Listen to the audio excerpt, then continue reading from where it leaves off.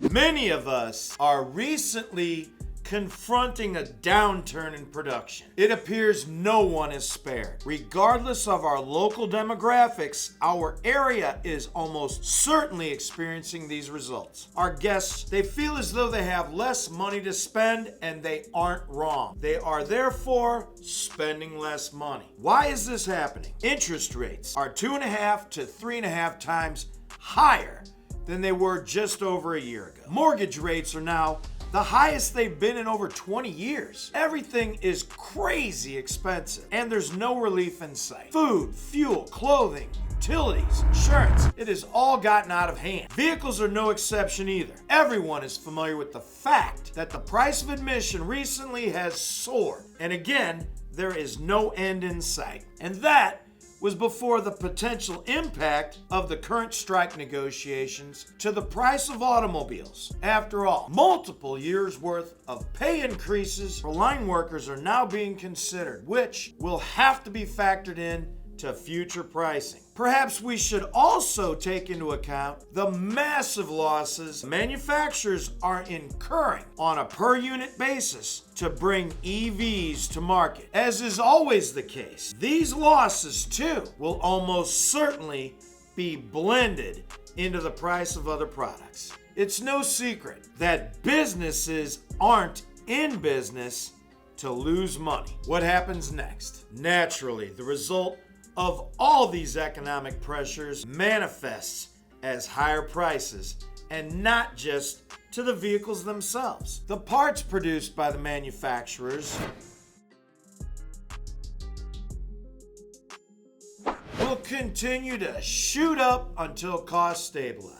And let's not forget that parts prices are also heavily influenced by the availability of raw material. These materials tend to be dramatically affected by global conflagration, which is certainly growing daily. And these are by no means the only inflationary pressures affecting our industry. Of course, big picture analysis of these occurrences bears witness to the fact that loss ratios on vehicle service contracts are also ballooning. Not only are parts costs an important component of this equation, but labor rates are certainly factoring into the mix as well. Dealerships are having to invest more than ever on the human capital side of things to attract, recruit, and hire the best people available, folks with the skill sets necessary to keep these incredibly complicated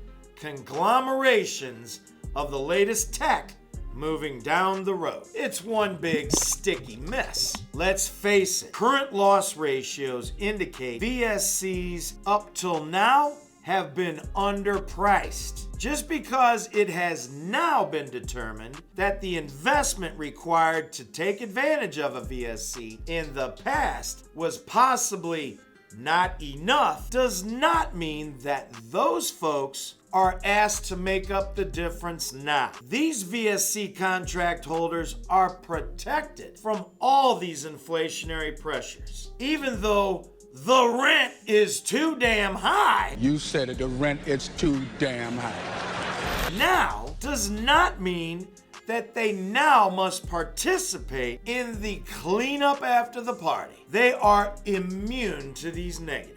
Finally, we all know someone who has found themselves in the difficult situation of choosing between making their car payment or staying mobile and making a required repair payment, which is almost always degrees of magnitude higher than the car payment itself. And why wouldn't our cash paying guests want to enjoy all of the shelter provided for by our products as well? As always, we owe it to all our guests, those who are financing as well as paying cash, to explain these realities while they still have time to shield themselves from all the exposure that comes with operating a modern vehicle. And at today's rates of investment, before that nasty old inflation Grinch makes the price of admission even higher.